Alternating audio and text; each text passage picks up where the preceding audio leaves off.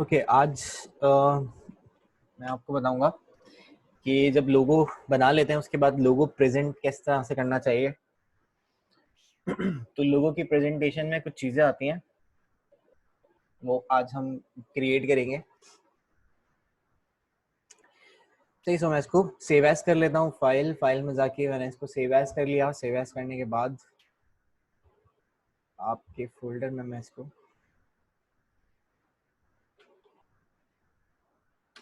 Save कर लेता हूँ। ठीक है, ओके कर दिया और कंट्रोल माइनस। अब ये जो डाटा है वो प्रीवियस वाली फाइल में सेव्ड है, तो मैं इसको यहाँ से डिलीट कर देता हूँ। और प्लस इसके टेक्स्ट में कोई प्रॉब्लम्स ना आए, इसलिए मैं इसके टेक्स्ट को भी राइट क्लिक करके आप क्रिएट आउटलाइन कर सकते। ठीक है, लेकिन मेरे सॉफ्टवेयर में ये मौजूद है कंप्यूटर में, सो मैं नहीं चेंज कर रहा। ठीक है, तो सबसे पहले मैं यहाँ पर कुछ चीज़ें लिख देता हूँ। मैंने यहाँ पे नीचे एक लेयर सेलेक्ट की और लेयर सेलेक्ट करने के बाद मैं इसमें कुछ स्लाइड्स जैसे मैं बनाऊंगा, पेजेस होंगे और उसमें मैं नाम दे रहा हूँ। तो सबसे पहले ये है आपका फाइनल लुक।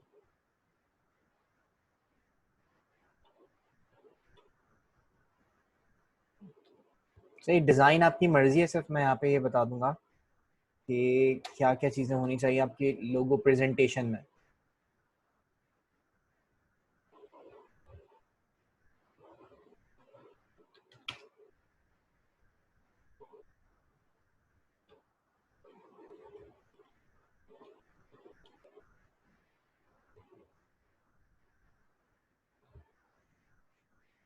इसको सेंटर लाइन कर दिया और इसको सेंटर में रख दिया।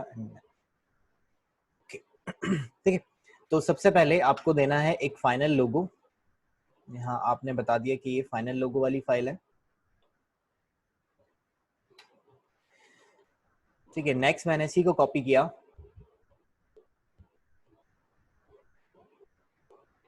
यहाँ से मूव आर्टवर्क विद आर्टबोर्ड पे चेक लगाया और यहाँ से इसको नीचे कर दिया। सही, सेकंड फाइल पे मैं यहाँ पे दूंगा लोगो कॉन्सेप्ट्स।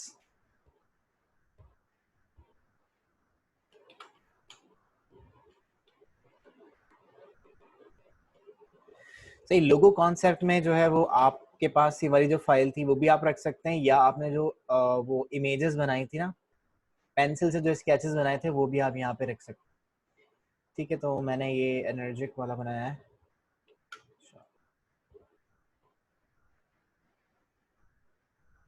इसको मैंने ओपन कर लिया और ये फाइल मैंने बचा के रखी थी, तो मैंने इसको कंट्रोल सी से कॉपी कर लिया और जिस टेक्निक से आप बना रहे होंगे वो टेक्निक आप यहाँ पे दिखा सकते हैं।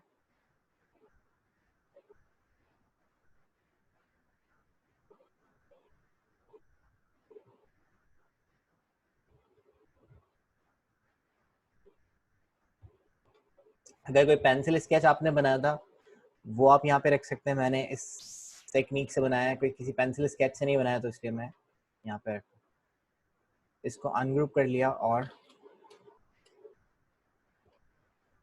यहाँ पर मैंने दे दिया लोगो कॉन्सेप्ट। ठीक है, और इसके अलावा अगर आपने कोई पिक्चर है जैसे, वो भी मैं रख के यहाँ पे आपको ताकि याद रहे,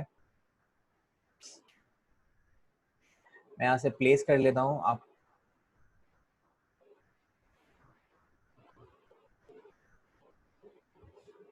सपोज स्केचेस हैं आपके पास, तो वो स्केचेस भी आप यहाँ पे रख सकते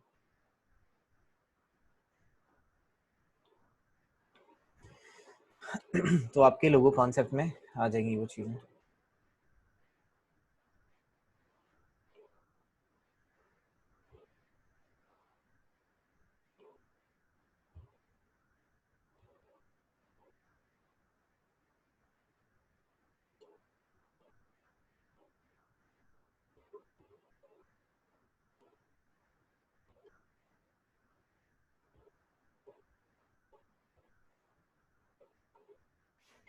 ठीक है, तो लोगो कॉन्सेप्ट आ जाएगा। लोगो कॉन्सेप्ट के बाद आप देंगे यहाँ पर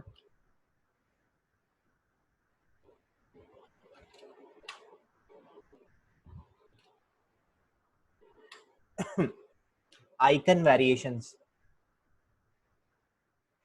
नहीं, जैसे मैंने ये सिलेक्ट किया और इसमें आप बता सकते थे जो भी आपने इटरेशंस बताई होंगी कि हमने आपको ये वेरिएशंस दी थी, तो आप यहाँ पे आइकन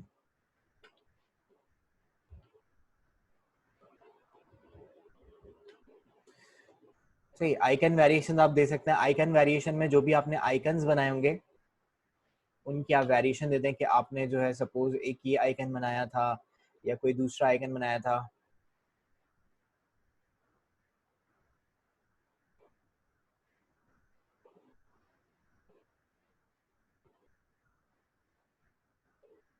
ये वाली फाइल है बस।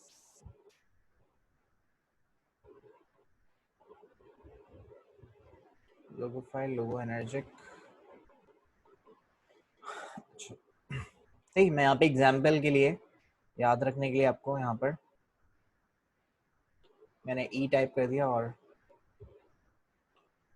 कि आप कैसी भी वेरिएशन दे सकते हैं। इसमें मैं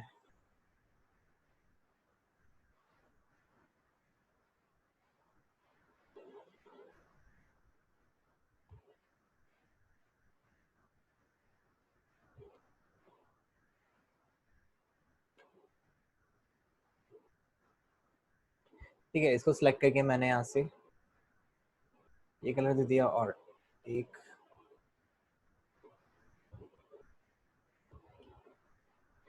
ठीक है। तो सपोज ये दो वेरिएशन हमने बनाई और ये हम दे रहे हैं, हमने तो वैसे एक ही बनाई है लेकिन एग्जाम्पल मैंने यहाँ पे दे दिया आपको। सही, तो फिर उसमें से जो भी 3-4 इटरेशंस आप बना के देंगे उसमें से जो डिसाइड हुआ है वो आप वहाँ पे, वो भी मतलब वहाँ पे होना चाहिए। बाकी जो है वो इटरेशंस आपने बनाएंगी वो आप दे सकते हैं। अच्छा, उसके बाद आप देंगे यहाँ पर टाइपोग्राफी वेरिएशंस कि आपने टेक्स्ट कौन कौन से दिए थे।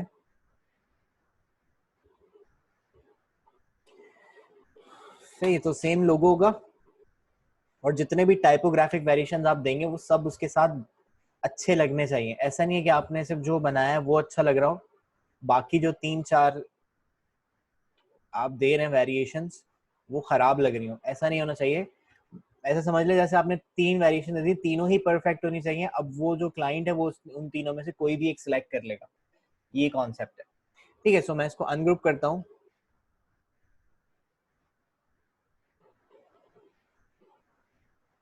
ये मैं आपको फाइल बनाना बता रहा हूँ तो मैं इस तरह से कर रहा हूँ, लेकिन जब आप लोगो बना रहे होते हैं तो फिर आपके पास ये सारी चीजें पहले से होती हैं। ये टाइपोग्राफी आपने पहले से बना के रखी हुई होगी, उसमें से निकालें कौन सा वाला उसके साथ सही लग रहा था या गलत लग रहा था। तो मैंने यहाँ से जाके एक ये वाला टेक्स्ट दे दिया और इसको चेंज कर दिया इनटू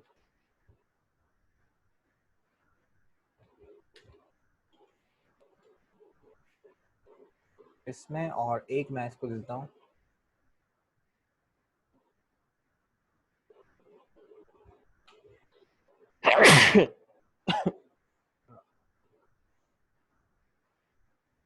सही, सपोज एक ये मैंने दे दिया, इसका भी साइज डिक्रीज कर दिया और इसको भी मैं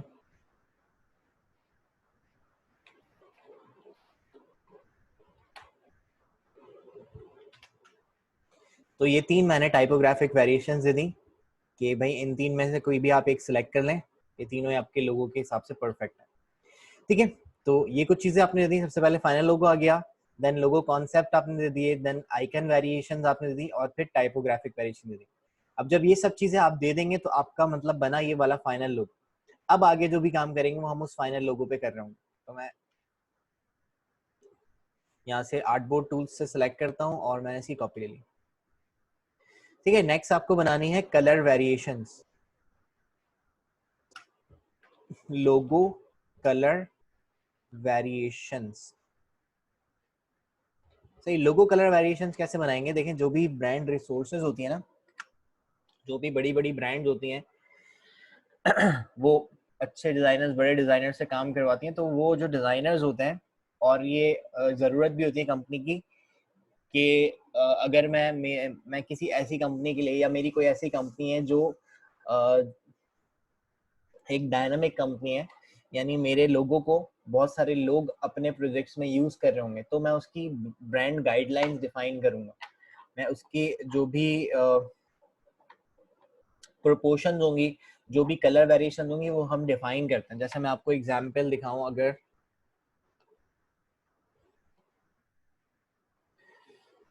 देखें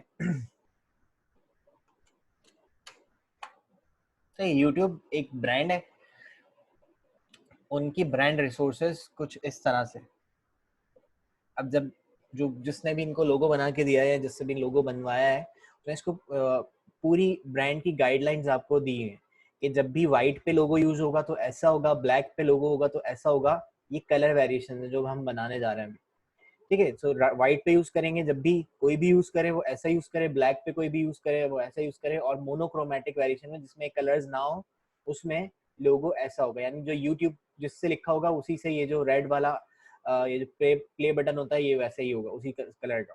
ठीक है, फिर यहाँ पे आपको सेफ स्पेसेस दिखाई हुई है कि इतनी आप स्पेसेस रखेंगे, मतलब इतना ऊपर रख के आपको लोगो लगाना है, बिल्कुल जो है बॉटम लाइन से टच नहीं होना चाहिए लोगो। फिर ये बताया हुआ कि कम से कम भी जो साइज आप कहीं पर हमारा लोगो लगा रहे हैं तो 24 डीपी होना चाहिए। डिजिटल हाइट जो इसकी मिनिमम जो है वो 24 डीपी होना चाहिए, 24 पिक्सल्स का होना चाहिए। और जो है वो इंचेस में आपको यहाँ बताया हुआ है कि 0.125 इंचेस का लोगो होना चाहिए। फिर यहाँ पे बताया हुआ कि ये सब वेरिएशन हमारी नहीं है, ऐसे कभी भी यूज नहीं करना है आपको। फिर यहाँ बताया हुआ आपको कि सॉलिड बैकग्राउंड पे कौन सा लोगो कब यूज होगा, लाइट बैकग्राउंड पे कैसा यूज होगा, डार्क बैकग्राउंड पे कौन सा लोगो यूज होगा। तो ये सब कुछ आपको बता देते हैं तो अच्छी बात है।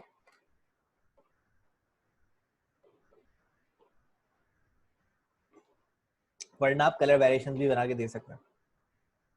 सो ये कलर वेरिएशन है, ये मैं आपको वहां बना रहा हूँ। ये आपकी ब्रांड गाइडलाइंस है, ये भी हम नेक्स्ट स्लाइड में बनाएंगे। तो मैं यहाँ जाता हूँ और मुझे बनानी है लोगो कलर वेरिएशंस। तो कलर वेरिएशंस के लिए अब सपोज मैं 3 कलर वेरिएशन बनाना चाह रहा हूँ या 4 वेरिएशन बनाना चाह रहा हूँ, तो वो आप पे डिपेंड करता है। तो मैं यहाँ से जाके मैंने एक पेज सेलेक्ट, एक शेप क्रिएट कर दी और ऑल्ट प्रेस करके इसको बराबर में कॉपी कर लिया और कंट्रोल डी से एक और कॉपी कर ली। तीनों को सिलेक्ट करके मैं यहाँ से स्ट्रेच कर लेता हूँ। सही, तो मैंने अपने पेज को 3 हिस्सों में डिवाइड कर दिया। राइट क्लिक करके मैं इसको अरेंज और सेंड टू बैक कर देता हूँ, इससे चला जाएगा। इस लोगों को थोड़ा सा छोटा कर लिया इस बॉक्स के हिसाब से। अब देखिए मैं 3 बैकग्राउंड दिखाना चाहता हूँ, जैसे YouTube में दिखाया चले वैसे दिखाते हैं। सबसे पहले कि अगर लाइट बैकग्राउंड होगा तो लोगो कैसा लगेगा मेरा, तो मैं यहाँ पे लाइट बैकग्राउंड कर देता हूँ। एक मैंने कहा कि अगर डार्क कलर का बैकग्राउंड होगा तो मैं लोगो कैसा यूज करूंगा। और तीसरा मैंने कहा कि अगर सेम जैसे मेरा लोगो रेड कलर का है, अगर रेड कलर का ही पीछे बैकग्राउंड आ जाएगा तो फिर लोगो कैसा यूज होगा। ठीक है, तो ये मैं 3 वेरिएशन यहाँ पे बना रहा हूँ। अच्छा, इसमें मैं एक मोनोक्रोमेटिक बनाऊंगा जिसमें कलर्स नहीं होंगे। तो सबसे पहले तो व्हाइट होगा, तो मैं चाहता हूँ ये ऐसा ही लोगो यूज हो जैसा हमने बनाया है। दोनों को सिलेक्ट किया, इसको की ऑब्जेक्ट बना दिया and centre line and middle line करवा दी। ठीक है, ऑल प्रेस करके इसको कॉपी किया। इस पे मैं मोनोक्रोमेटिक दिखाना चाहता हूँ। ओ सॉरी, इसको की ऑब्जेक्ट बना दिया, सेंटर लाइन कर दिया एंड मिडिल लाइन करवा दिया इसको मैंने। और मोनोक्रोमेटिक इस रेड पे बनाएंगे। इस पे मैं सिर्फ इसका कलर चेंज करता हूँ कि डार्क बैकग्राउंड पे आएगा तो आपको ये जो नाम है वो व्हाइट वाला यूज करना है। ठीक है, परफेक्ट है, कोई मसला नहीं है। अब मैं इस पे जाता हूँ और इस पे मैं मोनोक्रोमेटिक बनाना चाह रहा हूँ। तो मोनोक्रोमेटिक बनाने के लिए अगर मैं पूरा लोगो व्हाइट कर देता हूँ तो ये कुछ ऐसा लगेगा। ठीक है, सो मैं क्या करूंगा, इसको पूरा व्हाइट करने की बजाय जो इसमें मार्क्स मैंने बनाए इनको मैं नेगेटिव स्पेस में कन्वर्ट कर दूंगा। इस रेड को मैंने लॉक कर दिया, ऑब्जेक्ट लॉक एंड सिलेक्शन। और इस पूरे लोगो को सिलेक्ट करके मैं यहाँ से शेप बिल्डर टूल सेलेक्ट करता हूँ और इसमें मैंने ये वाला जो पार्ट था इसको नेगेटिव स्पेस बना दिया, यानी मैंने इसको कट कर दिया, डिलीट कर दिया। इसको डिलीट नहीं, ये बुरा लगेगा। तो ये वाला पार्ट डिलीट हो गया, ठीक है।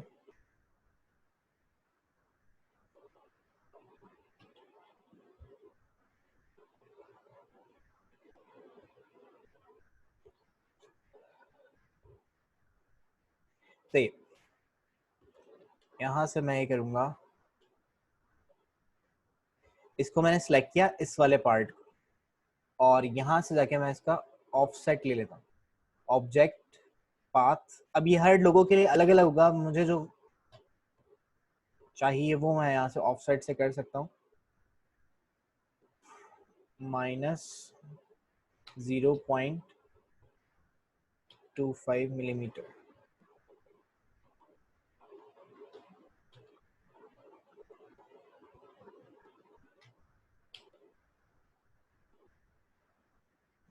कुछ ऐसा चाहिए मुझे। यहाँ से मैंने ओके कर दिया, और इन शेप्स के साथ सेलेक्ट करके मैं इसको बीच में से डिलीट करवा देता हूँ।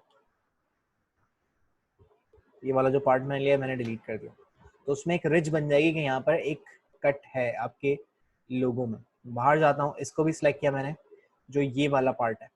अगर ये मैं डिलीट कर दूंगा तो यहाँ से लोगो की शेप खराब हो जाएगी, इसलिए मैं ऑफसेट ले रहा हूँ। तो मैं यहाँ से जाके इसको पाथ में जाके ऑफसेट पाथ, और सेम उतना ही ऑफसेट ले लिया, ओके कर दिया, एंड सिलेक्ट करके शेप बिल्डर, और यहाँ से ये कट करवा दिया, और यहाँ से ऑल्ट प्रेस करके ये कट कर दिया।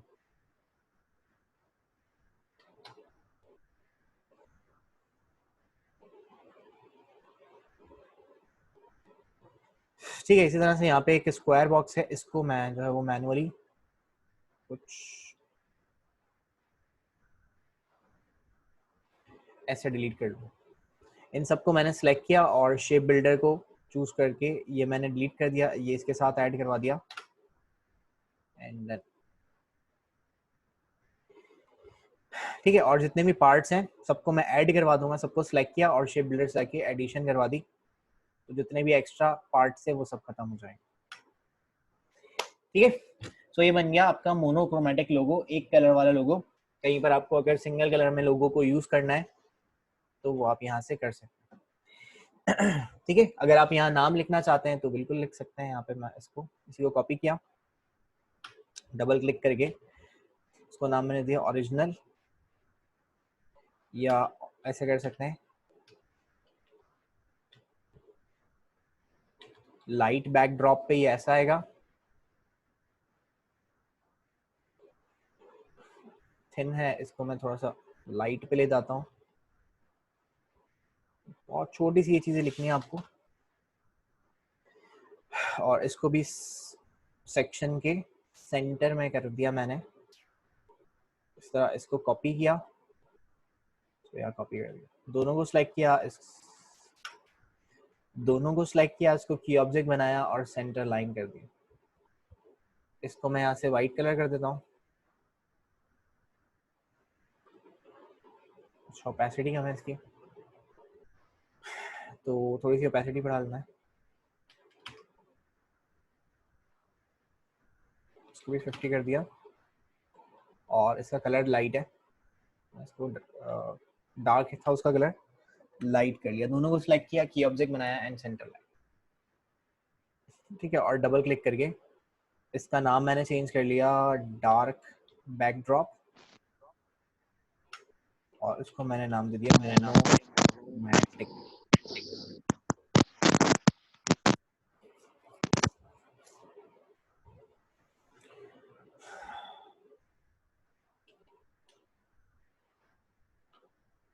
ठीक है, एक बार सेव कर लिया इसको।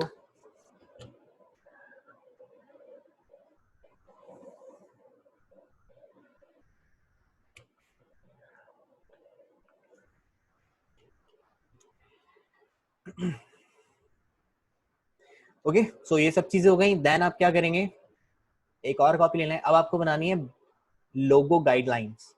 लोगो गाइडलाइंस क्या होती हैं? लोगो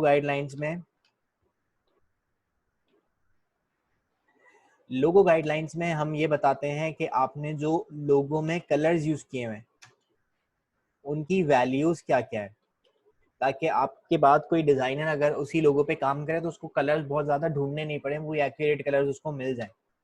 और दूसरी चीज हम उसको बताते हैं कि आपने टाइपोग्राफीज कौन सी यूज की है, मतलब जो टेक्स्ट फॉन्ट्स के नाम है वो आप बता देंगे। सो ब्रांड गाइडलाइंस डिजाइन आप अपनी मर्जी से कर सकते हैं। मैं यहाँ पे आपको एक सिंपल सा डिजाइन करके आपको दिखा देता हूँ।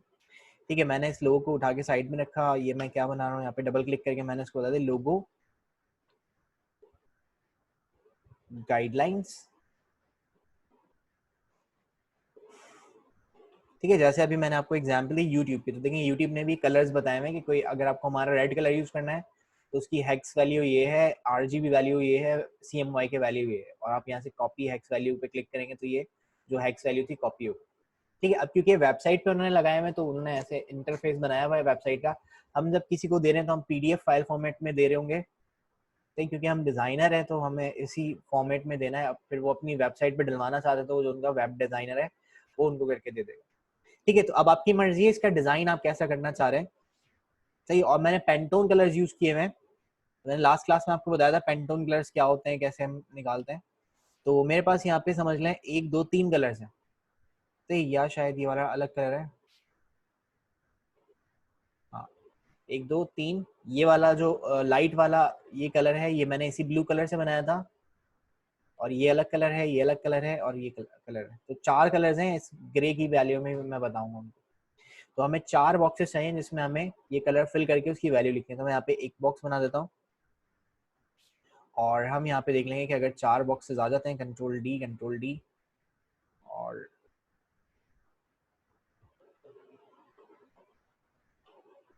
ठीक है। अगेन डिजाइनिंग आपके ऊपर है, आप कैसी बनाना चाह रहे हैं।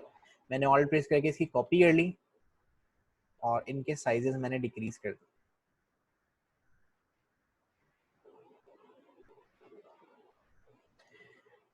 ठीक है, और इसको मैंने ग्रे कलर दे दिया लाइट, और इसमें मैं स्ट्रोक ले लेता हूँ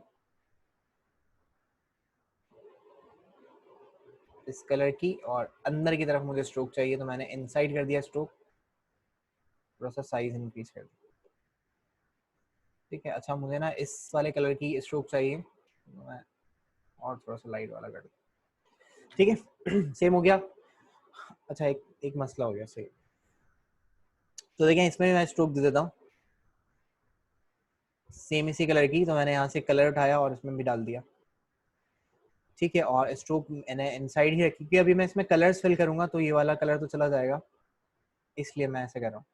तो इसको सिलेक्ट किया और मैं आई ड्रॉपर से इसको ऊपर किया, शिफ्ट प्रेस करके मैं ये रेड वाला कलर दे देता हूँ, अंदर ये वाला कलर आ जाएगा।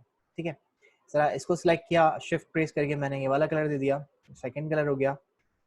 थर्ड कलर मुझे ये वाला चाहिए, और फोर्थ कलर जो है वो ये ब्लैक वाला, ये मेरे ख्याल से नहीं चेंज है।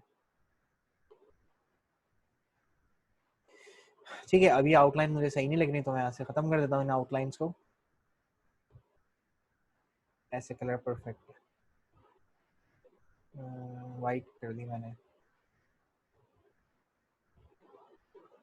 वाइट भी सही लग रही है तो वाइट करके चेक करता हूँ।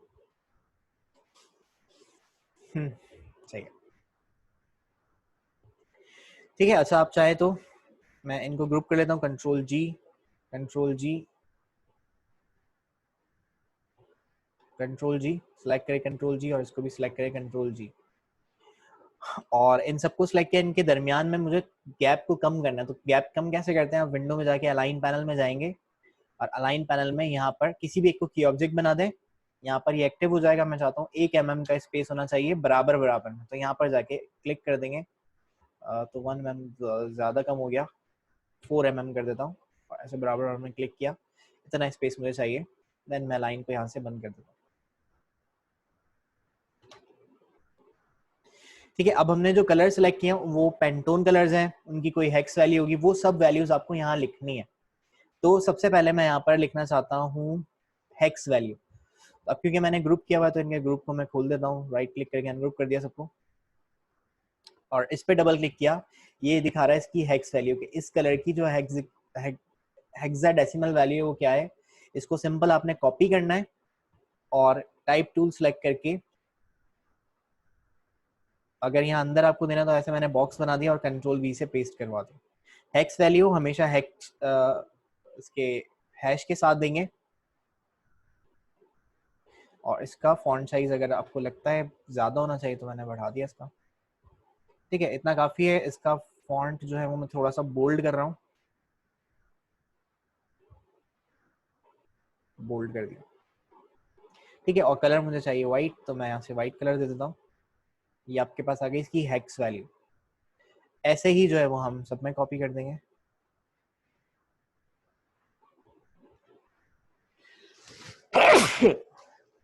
सबकी अलग अलग वैल्यूज होंगी, मैं अभी चेंज नहीं कर रहा हूँ, लेकिन जब आप अपनी फाइनल फाइल बना रहे हो तो उसमें ये चारों की वैल्यूज अलग अलग आएंगी। जैसे इसको सिलेक्ट किया आपने, डबल क्लिक किया, इसकी ये चेंज वैल्यू होगी, इसको कॉपी करेंगे। इससे फायदा ये हुआ कि ये एक ही वैल्यू से जो है वो आपके कलर्स बन जाएंगे। अच्छा, उसके बाद मैंने क्योंकि पेंटोन कलर यूज किए हैं, तो पेंटोन की वैल्यू आप कैसे सिलेक्ट करेंगे, इसको सिलेक्ट किया और ये पेंटोन कलर, तो आप विंडो में जाएंगे, कलर्स में जाएंगे, और यहाँ पे इसका कलर पेंटोन का नाम दे रहा है कि इसका नाम है पेंटोन P55-16C। पेंटोन क्या होता है, अगर आप में से कोई लास्ट क्लास में नहीं था तो देखें, पेंटोन कलर जैसे कलर्स होते हैं, ये कहलाते हैं स्पॉट कलर्स। सही, इस दो तरह के आपके पास प्रिंटिंग होती है, एक होती है स्पॉट कलर प्रिंटिंग और एक होती है प्रोसेस कलर प्रिंटिंग। सही, जो हम कलर शुरू से पढ़ते हुए हैं कि CMY के मिलके जो है वो प्रिंटिंग का कलर बनाते हैं, तो ये CMY के जो कलर्स होते हैं ये प्रोसेस कलर्स होते हैं। प्रोसेस प्रिंटिंग अगर आप करवाते हैं तो वो आपको एक तो सस्ती पड़ती है, सही, ये प्रोसेस कलर प्रिंटिंग सस्ती होती है, स्पॉट कलर प्रिंटिंग महंगी होती है, क्योंकि यहाँ पर आप चार कलर मिला के कोई भी कलर बना सकते हैं। लेकिन पेंटोन में, जैसे अगर सपोज मैं ये लोगो प्रिंट करने जाऊंगा तो मैंने चार पेंटोन कलर्स यूज किए हुए हैं, तो ये मुझे चार कलर चार दफा चार इंक से प्रिंट करवाना पड़ेगा। एक कलर ये सेम होगा, अब जैसे ये कलर देंगे CMY के से मिलके बन रहा है 0% सियान, मजेंटा, येलो, ब्लैक, लेकिन क्योंकि मैं पेंटोन से कर रहा हूँ तो मुझे सेम इसी कलर की इंक चाहिए होगी। उसका फायदा ये होता है कि स्पॉट कलर प्रिंटिंग में जो कलर फेडनेस होती है वो कभी भी नहीं आती, क्योंकि CMYK की इंक ही नहीं है, कोई कलर की इंक से मिलके वो चीज नहीं बन रही होती, तो इसलिए कलर फेड नहीं होता प्रिंटिंग के दौरान, और यहाँ पे हमेशा कलर आपको फेड मिलेगा,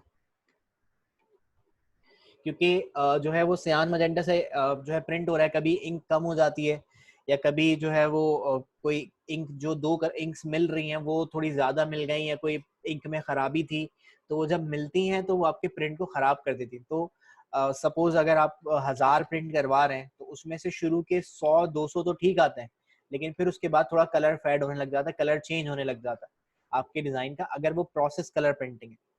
सही, आपने कभी भी बड़ी कंपनीज की जब आप कोई चीज प्रोडक्ट यूज कर रहे हो तो कभी भी आप उसमें जितने भी पैकेट्स रखे होते हैं, आप उसमें कभी भी ऐसा नहीं देखेंगे कि किसी पैकेट का कलर चेंज हुआ है उसकी पैकेजिंग का, क्योंकि वो लोग जाते हैं स्पॉट कलर प्रिंटिंग पे। कम कलर्स आपको नजर आएंगे ताकि स्पॉट प्रिंटिंग हो सके लेकिन बिल्कुल परफेक्ट कलर्स आपको नजर आ रहे होते हैं। तो ये कुछ फर्क होते हैं, तो इसलिए आप जब लोगोज बना के देते हैं तो पेंटोन कलर्स यूज करने चाहिए वैसे तो, लेकिन अगर क्लाइंट की डिमांड नहीं है तो आप उसको हटा दें, क्योंकि अगर डिमांड नहीं भी है तो वो CMYK में प्रिंट करवा सकते हैं उस कलर को। ठीक है, जैसे देखें ये वाला कलर है, मैं इसकी अगर यहाँ से व्यू में ओवर प्रिंट प्रीव्यू कर देता हूँ कि जब प्रिंट होगा तो ये क्या बन रहा होगा, और यहाँ पर आपके पास एक व्यू होता है सेपरेशन प्रीव्यू।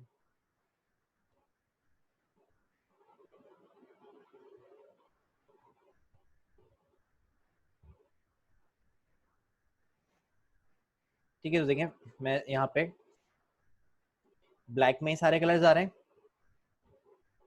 येलो में सारे कलर्स आ रहे हैं, मजेंटा, अब ये दो कलर्स मजेंटा से नहीं बन रहे तो इसलिए मजेंटा यहाँ इसमें नहीं है, तरह सयान, इसमें सयान है, बाकी कलर्स में सयान नहीं है, तो इस तरह से आप कलर सेपरेशन प्रीव्यू भी देख सकते हैं। ठीक है, तो ये CMYK से भी प्रिंट हो सकते हैं, और आप पेंटोन से प्रिंट करवाना चाहेंगे तो पेंटोन से भी प्रिंट हो जाएंगे। अच्छा, अगर ये मीटिंग एंड हो जाए तो दोबारा से रिज्वाइन कर लीजिएगा, कुछ 9 मिनट के बाद ये मीटिंग एंड हो जाएगी। तो मैं यहाँ पे जाता हूँ, हम बात करते हैं यहाँ पर कलर्स लिखनी थी, तो इसका नाम है P55-1C। ये जो नाम है, अच्छा बेसिकली पेंटोन है क्या? पेंटोन जैसे आपके घर में कलर्स होते हैं, घर पे दीवार पे कलर करवाते हैं, तो उसके कलर बनाने वाली कुछ कंपनीज होती हैं। तो इसी तरह जो आपके प्रिंटिंग के लिए इंक बनाती है वो कंपनी है पेंटोन।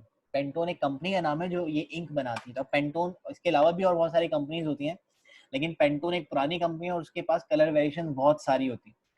सही है। और कहाँ से मिलती हैं वो भी मैं आपको बता देता हूँ। स्वैचेस पैनल में जाएंगे, यहाँ से आपके पास ये बुक्स बनी हुई है, यहाँ से कलर बुक्स में जाएंगे और यहाँ पे आपको ये सारी पेंटोन की लाइब्रेरीज मिल रही है। इनकी हर साल या हर महीने महीने जब भी जो है वो इनकी जो बुक्स होती हैं वो इशू होती हैं, कलर बुक्स होती हैं। जैसे आपके पास शेड कार्ड होते हैं जो पेंट करवाते हैं, इसी तरह ये पेंट की बुक्स होती हैं और जो है वो आपको मिल जाती हैं। देन उसमें से आप जाके अपने कलर्स लोगों के लिए चूज कर सकते हैं कि हम ये वाला पेंटोन यूज कर सकते हैं, ये वाला यूज कर सकते हैं, ठीक है। और आपको ये इलस्ट्रेटर में भी अवेलेबल है।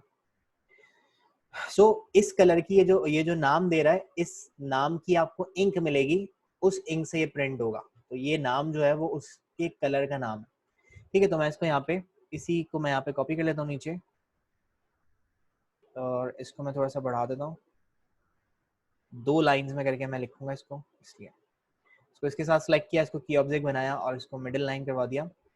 एंड देन इसका जो कलर है वो आई ड्रॉपर से मैं ये वाला दे देता हूँ।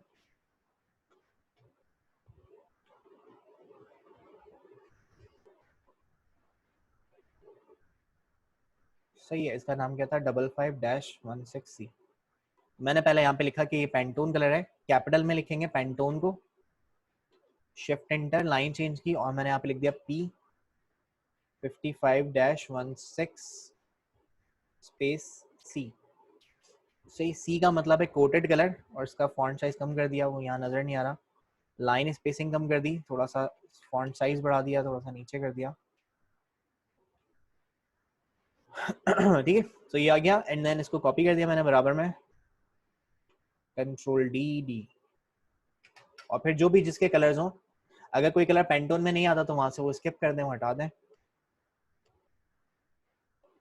ठीक है। उसके बाद आपको बतानी है RGB और CMY के वैल्यूज, तो वो भी मैं यहाँ पर ऐसे बता सकता हूँ।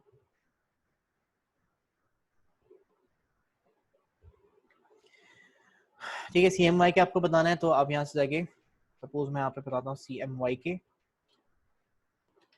इंटरप्रेस करके हमने पैराग्राफ चेंज किया और ब्रैकेट में उसकी जो भी CMY के वैल्यू होगी वो आप यहाँ पे बता सकते हैं। जैसे इसकी CMY के वैल्यू है 99, 73 और 11, 99, 73, 11। सही। सीक्वेंस में आपको लिखना है, पहले सियान की वैल्यू आएगी 0, 99, 73, और क्या था 11। ये आ गई CMY की वैल्यू। सेम इसी तरह से आप उसकी RGB की वैल्यू, कि कहीं वेब वगैरह में यूज करना हो, वेबसाइट पे जो है वो RGB कलर्स हम यूज कर रहे होते हैं या ये हेक्साडेसिमल यूज हो रहे होते हैं। CMY के और पेंटोन आप डिजिटली यूज नहीं कर सकते, इसलिए मैं इसमें थोड़ा सा स्पेस दे देता हूँ।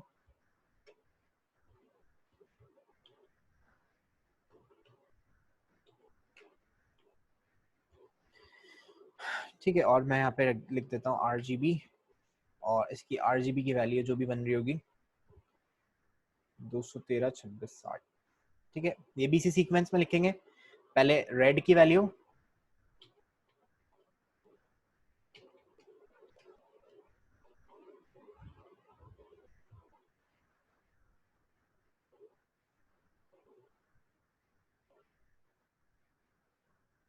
कॉपी कर दिया, Ctrl+D, इस तरह से जाके आपकी ये कलर गाइडलाइन जो थी वो कंप्लीट हो गई। इन सबको मैंने सेलेक्ट किया, राइट क्लिक करके ग्रुप कर दिया। ये डिजाइन आपके ऊपर है, आप कैसे बनाना चाह रहे हैं। आप ऐसे भी लिख सकते हैं, सियान की वैल्यू सामने, मजेंटा की वैल्यू सामने, येलो की वैल्यू सामने। तो मेरे पास जो जगह थी मैंने उसके मुताबिक पे लिख दिया। यहाँ पे मैं एक हेडिंग डालना चाहता हूँ,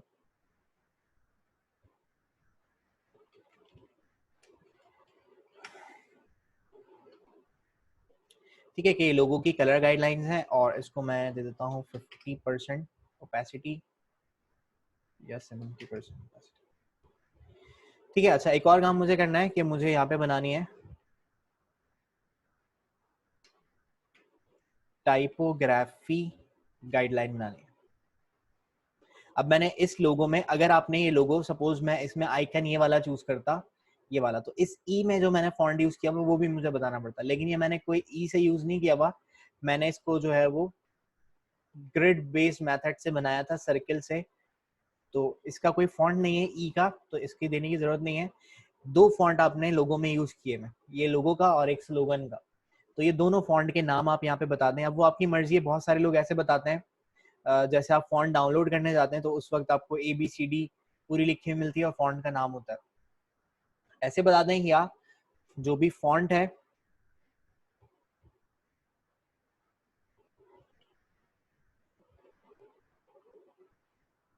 इन दोनों को कॉपी किया और यहाँ पे पेस्ट कर दिया। ठीक है, अब जैसे ये फॉन्ट है, इसका नाम है कैवियर ड्रीम, तो मैं इसी को कॉपी करूंगा और इसी के फॉन्ट में यहाँ पर पेस्ट करके लिख दूंगा। ठीक इसी तरह से इसका नाम है ये, इसको कॉपी किया और यहाँ से जाके इसमें पेस्ट करवा दिया, ये इसका नाम है फॉन्ट का। ठीक है, बहुत सारे लोग ऐसे देते हैं, या बहुत सारे लोग जो है वो इसी तरह से आपका इसमें ABCDEFGHIJKLMNOPQRSTUVWXYZ, तो ये सब लिखा हुआ इस फॉन्ट में कैसा नजर आएगा, ऐसे भी दिखा के बहुत सारे लोग अपनी जो टाइपोग्राफिक वेरिएशन होती है उनको डिफाइन कर रहे होते हैं। तो दोनों तरीके से ही है, जो भी मेथड आप यूज करना चाहें वो ठीक है। ठीक है, मैं ऐसे यूज नहीं कर रहा, मैं सिर्फ सिंपल नाम लिख रहा हूँ। दोनों को मैं फॉन्ट साइज तकरीबन सेम दे देता हूँ, इसका फॉन्ट साइज है 73 और इसका भी है, हम कर देते हैं 3, नहीं इसका ज़्यादा हो रहा है, इसको थोड़ा सा कम कर दिया।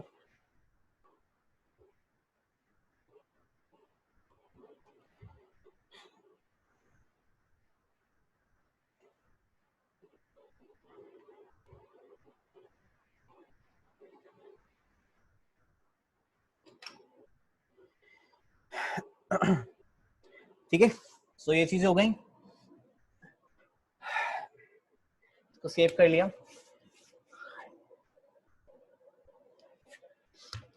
एक आखिरी चीज हमें क्रिएट करनी है,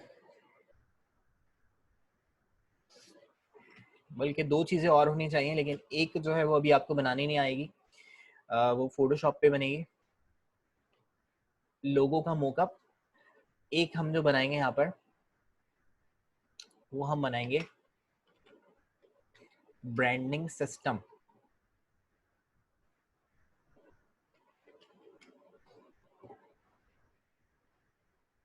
तो ये अच्छा, ये मीटिंग एंड होने वाली है, इसको दोबारा से ज्वाइन कर लें, फिर हम इसके आगे काम करते हैं। ये ब्रांडिंग सिस्टम क्या होता है, क्यों बनाते हैं।